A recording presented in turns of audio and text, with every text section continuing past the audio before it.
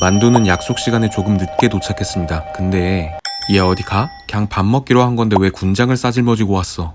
만두는 늘 짐이 한가득입니다. 지갑, 보조 배터리, 스위치, 물티슈, 텀블러, 향수, 소독제 등등. 그리고 파우치도 엄청 큽니다. 그 자리에서 풀매가 가능할 정도로 많이 갖고 다니죠.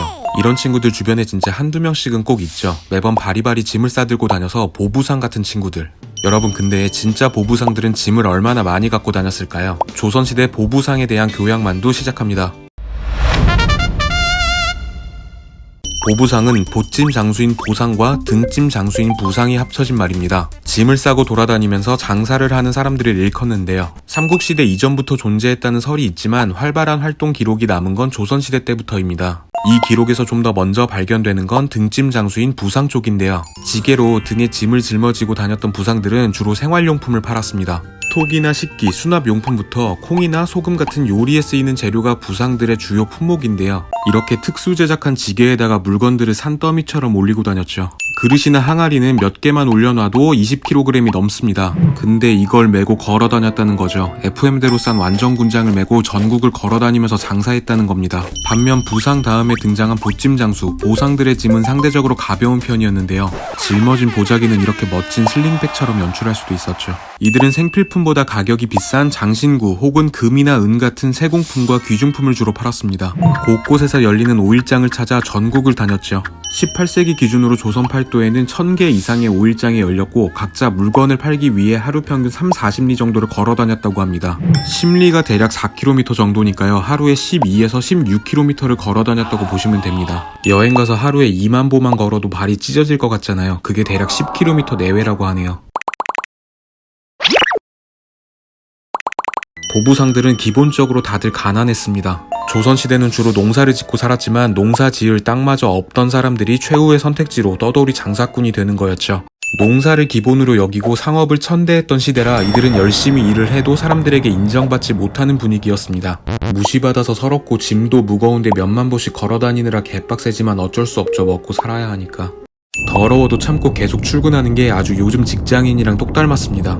무시받는 직종이었지만 보부상들끼리의 사이는 매우 가깝고 끈끈한 편이었습니다. 서양으로 치면 길드와 비슷하다고 보면 되는데요. 개인의 이익보다 의리를 중시해서 길드 서로 간 영역을 절대 침범하려 하지 않았죠.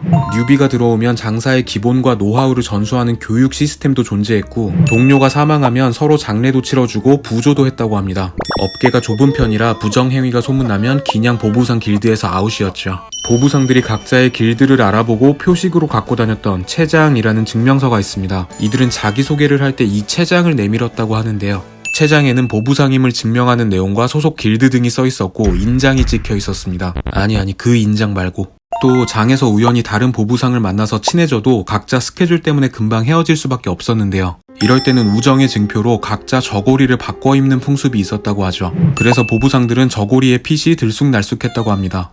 보부상 하면 생각나는 이 페랭이 모자. 이 모자에는 목화솜이 달려있는데요. 목화솜에 얽힌 몇 가지 설이 있습니다. 고려 말에 한 보부상 무리가 이동 중에 길에서 부상을 입은 어떤 장수를 발견했는데요. 마침 목화솜을 갖고 있었던 보부상이 이 장수에게 응급처치를 해주죠. 그런데 알고 보니 응급처치를 받은 장수가 태조 이성계였다고 합니다. 훗날 태조가 이를 기념하고자 보부상들 모자에 솜을 달게 했다는 거죠. 인조 또한 병자호란 때 피난을 가던 중 한 보부상의 목화솜으로 도움을 받았다는 이야기가 있습니다.